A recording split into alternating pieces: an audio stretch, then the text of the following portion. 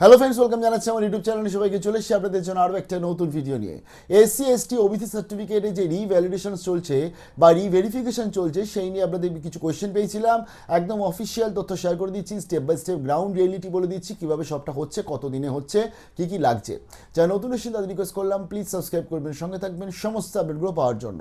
প্রথমত জানিয়ে দিই, আমি একটা পারফর্মা পড়ছি এবং যেটা আমি আপনাদের স্ক্রিনেও দিয়ে দিচ্ছি যে reverification of SC ST OBC certificate issued after 2011 পরবর্তী যে সার্টিফিকেটগুলো এসছে, সেই সার্টিফিকেটগুলো যে রিভ্যালিডেশন চলছে সেটা নিয়ে যে নোটিফিকেশনটা এসছে এবং এটা বিভিন্ন এসডি অফিসে গেলে আপনারা পেয়েও যাবেন। সেটা কি একদম অফিসিয়াল তথ্যটা বলে দিচ্ছি। প্রথমত বলে দিই, গ্রাম পঞ্চায়েত বাসিন্দাদের সমস্ত প্রয়োজনীয় কাগজপত্র নিয়ে সংশ্লিষ্ট বিডিও অফিসে জমা করতে হচ্ছে। অর্থাৎ যারা পঞ্চায়েত এরিয়া আছে তাদের বিডিও অফিস যেতে হচ্ছে, মিউনিসিপ্যালিটি বা পৌরসভার যারা বাসিন্দা রয়েছে তাদেরকে এইচডিও অফিসে জমা করতে হচ্ছে। আপনার এইচডিও অফিসে আপনাকে ডকুমেন্টসগুলো নিয়ে যেতে হবে রিভেরিফিকেশনের জন্য।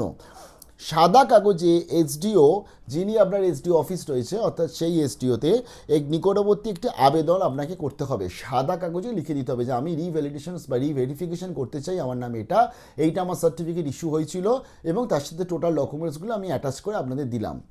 যারা এসসি এসটি সার্টিফিকেট হোল্ডার আছে তাদের কোনো রকম কোনো অনলাইন ফর্ম ফিল আপ কিছু করতে হচ্ছে না, তাদের ওই সাদা কাগজে তাদের এই জিনিসটা কিন্তু অ্যাপ্লিকেশনটা করতে হচ্ছে। এবার যারা হচ্ছে, এবং ওবিসিদেরও কিন্তু এই সাদা কাগজে অ্যাপ্লিকেশনটা অতি অবশ্যই করে দেবেন যে আমি ডকুমেন্টসগুলো দিলাম উইথ ওবিসি রিভ্যালিডেশনসের ফর্ম ফিল আপও করে দিলাম। কারণ এসসি এসটিদের কোনো রকম কোনো অনলাইন ভ্যালিডেশনসে আলাদা করে ফর্ম ফিল আপ করতে হচ্ছে না, বাট যারা ওবিসি সার্টিফিকেট আছে তাদেরকে কিন্তু অনলাইনে রিভ্যালিডেশনসের ফর্মটা ফিল আপ করতে হবে এবং সেই ফর্মটা ফিল আপ করে তাদের কিন্তু জমা করতে হচ্ছে। এখানে দুটো প্রশ্ন। প্রথমত একটা প্রশ্ন হচ্ছে, অনেকেই জানে বা অনেকেই এটা বুঝতে মানছে যে অনলাইনে আমি যদি রিভ্যালিডেশনসে অ্যাপ্লাই করে দিই তাহলে আমার সব কাজ হয়ে গেল, বাট একদমই নয়। আপনার অনলাইনে আপনি রিভ্যালিডেশনসের ওবিসি ফর্ম ফিল আপ ধরুন করেছেন, করার পরবর্তী সেই ডকুমেন্টসগুলো আপনাকে কিন্তু কনসার্ন বিডিও অফিস বা এসডিও অফিসে জমা করতে হবে। সেখান থেকে ভেরিফিকেশন হবে, তার পরবর্তীতেই কিন্তু আপনার সার্টিফিকেটটা ইস্যুটা আপনার কিন্তু কনফার্ম হলো, আপনার রিভ্যালিডেট হলো। তার জন্যই আমি অনলাইনে রিভ্যালিডেট অ্যাপ্লাই করে রেখে দিয়েছি আর আমি ডকুমেন্টস কোথাও জমা করিনি, সেরকম করলে হবে না। আপনাকে নিকটবর্তী আপনার যে বিডিও বা এসডিও অফিস যেটা আমি বললাম সেখানে জমা করতে হচ্ছে। তাহলে এসসি এসটিদের কোনো রকম আলাদা ফর্ম ফিল আপ করতে হচ্ছে না, অনলাইনে সাদা কাগজে অ্যাপ্লিকেশন করে উইথ ডকুমেন্টস দিয়ে দিচ্ছে। ওবিসি যারা আছে তাদের কিন্তু অনলাইনে ফর্ম ফিল আপ করতে হচ্ছে। এবার জানিয়ে দিই সার্টিফিকেট হোল্ডারদের কী কী ডকুমেন্টস লাগছে। ওই সাদা কাগজে একটা তো তুমি অ্যাপ্লিকেশন করছো যে আমার নাম এটা, আমার এইটা সার্টিফিকেট নাম্বার এবং আমি সমস্ত ডকুমেন্টসগুলো জমা করছি ফর রিভেরিফিকেশান। ডকুমেন্টস কী কী জমা করতে হচ্ছে তার সাথে দিতে হবে হচ্ছে সার্টিফিকেট যেটা আছে সেটার জেরক্স কপি এবং প্রত্যেকটা ডকুমেন্ট অ্যাটেস্টেড বা সেলফ অ্যাটেস্টেড, নিজে সাইন করে দিলেও কিন্তু হবে। তোমার লাগবে হচ্ছে সার্টিফিকেট বা অর্থাৎ কাস্ট সার্টিফিকেট, বার্থ সার্টিফিকেট লাগবে, জন্ম সার্টিফিকেট লাগবে, মাধ্যমিকের অ্যাডমিট কার্ড লাগবে, ভোটের কার্ড লাগবে, আধার কার্ড লাগবে, রেশন কার্ড লাগবে এবং 2026 সালে যে তোমরা যারা ভোট দিয়েছো তাদের হচ্ছে এসআইআরের যে মানে তোমাদের কাছে যে ওই যে ভোটের স্লিপ এসেছিল এসআইআর কপিটা, সেই কাগজটা কিন্তু তোমাদের লাগছে, জেরক্স কপি জমা করতে হবে। এবার যাদের ধরো আজকে রেশন মানে ভোটার কার্ড হয়নি তাদের কি হবে সেটা বলছি, তাদের পেরেন্টসদের লাগবে, বাবা অথবা মা। তো এক্ষেত্রে যারা সার্টিফিকেট হোল্ডার, যারা বাবা অর্থাৎ সার্টিফিকেট হোল্ডার যিনি রয়েছে তার যে বাবা রয়েছে, বাবার ডকুমেন্টসও কিন্তু তোমাকে জমা করতে হবে। কী কী জমা করতে হচ্ছে? ভোটের কার্ড, আধার কার্ড, রেশন কার্ড এবং 2026 সালে তোমাদের যে ভোটার লিস্টে এসআইআরের কাগজ এসেছিল সেটা কিন্তু তোমাকে জেরক্স জমা করতে হচ্ছে। সেকেন্ড জেনারেশন যারা ক্যান্ডিডেট আছে, অর্থাৎ ফার্স্ট জেনারেশন ক্যান্ডিডেটদের তো আলাদা লিস্ট, এবং সেকেন্ড জেনারেশন যারা ক্যান্ডিডেট অর্থাৎ ব্লাড রিলেশনের রেসপেক্টে যারা সার্টিফিকেট পেয়েছো তাদের বলে দিচ্ছে পরিবারে কোনো ব্যক্তি 2011 সালের আগে সার্টিফিকেট দিতে হবে, তাহলেই সেকেন্ড জেনারেশনে আন্ডারে আসছো। 11-র পরে যদি কেউ আজকে সার্টিফিকেট পায় এবং সেই সার্টিফিকেট দিয়ে তুমি যদি রিভ্যালিডেট করতে চাও তোমার হবে না, 11-র আগে সার্টিফিকেট লাগবে।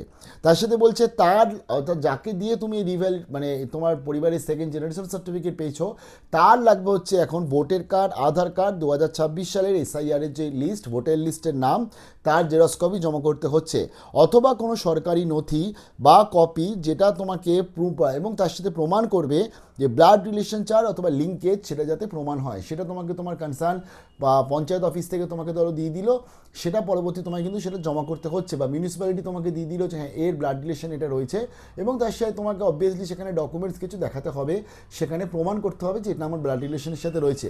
যদি সেকেন্ড জেনারেশন লিস্ট নিয়ে একটা আলাদা করে একটা পারফর্মা আছে, সেটা অনেকটা বড় ভিডিও হবে, সেটা পরবর্তীতে আমি নিয়ে আসবো। ভালো করে যদি কমেন্ট পাই যে সেকেন্ড জেনারেশন লিস্টের জন্য কী কী রুলস রেগুলেশন রয়েছে নতুন যারা আবেদন করবে বিশেষ করে। এবার যেটা বলছি সেটা হচ্ছে ফার্স্ট ফার্স্ট জেনারেশন এসসি এসটিদের ক্ষেত্রে কী বলছে, তাদের ক্ষেত্রে যারা ফার্স্ট জেনারেশন পরিবারের সদস্যদের 1950 সালের আগের পশ্চিমবঙ্গের স্থায়ী বাসিন্দা এবং জাতির সপক্ষে প্রমাণপত্র জমা করতে হবে। অর্থাৎ তাদের যে 50-র আগে থেকে তারা যে রয়েছে তার জন্য তাদের কনসার্ন দলিল রয়েছে, ধরো পুরনো দলিল রয়েছে, বা ধরো সিএসের বা আরএসের, মানে সেই সময়কার সিএস ছিল, আরএস ছিল না, সিএসের পর্চা যদি থাকে, বা যে কোনো ডকুমেন্টস, বা তোমাদের আজকে ধরো স্থায়ী বাসিন্দা বা পার্মানেন্ট সার্টিফিকেট, বা তিনি গভর্নমেন্ট সার্ভিস করতো, তার কোনো কিন্তু ডকুমেন্টস তোমাকে জমা করতে হচ্ছে। তার সাথে বলে দিচ্ছে ফার্স্ট জেনারেশন যারা ওবিসি সার্টিফিকেট হোল্ডার, তাদের ক্ষেত্রে পরিবারের সদস্যদের 1993 এই ক্ষেত্রে তার ওই স্থায়ী বাসিন্দা সার্টিফিকেট এবং তার জাতির সপক্ষে প্রমাণ তাকে দাখিল করতে হচ্ছে। জাতির সপক্ষে প্রমাণ মানে তার যে কাস্ট সার্টিফিকেট সেটা কিন্তু জমা করতে হবে। তার সাথে বলে দিয়েছে ওবিসি সার্টিফিকেট হোল্ডারদের বাবার নতুন আর্থিক বছরে অনলাইন ইনকাম সার্টিফিকেট দিতে হবে। অর্থাৎ তোমাকে একটা অনলাইন ইনকাম সার্টিফিকেট বানাতে হবে, যেটা কনসার্ন বিডিও বানিয়ে দেবে বা পৌরসভা থেকে বানিয়ে দিচ্ছে, বা কনসার্ন এসডিও বানাতে পারে। তো সেই সার্টিফিকেট তোমাকে জমা করতে হবে। যাদের বাবা মারা গেছে তাদের মায়ের ইনকাম সার্টিফিকেট জমা করতে হবে, প্লাস বাবার ডেথ সার্টিফিকেট কিন্তু জমা করতে হচ্ছে।